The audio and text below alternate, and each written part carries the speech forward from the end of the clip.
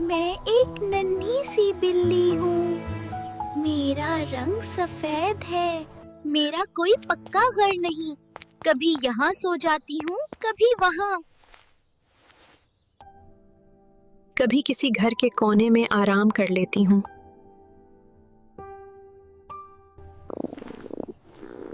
मुझे दूध और गोश्त बहुत पसंद है, मगर ये कम ही मिलता है। कभी कभी भूख की वजह से गलती हो जाती है।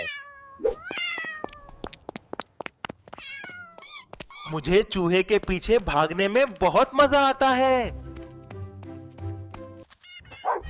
मगर मुझे कुत्ते से बहुत डर लगता है। इसलिए मैं फौरन दरख्त पर चढ़ जाती हूँ।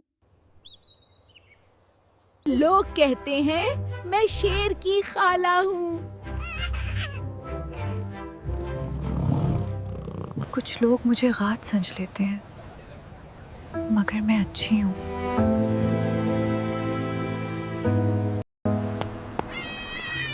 मुझे शरारती बच्चों से भी डर लगता है।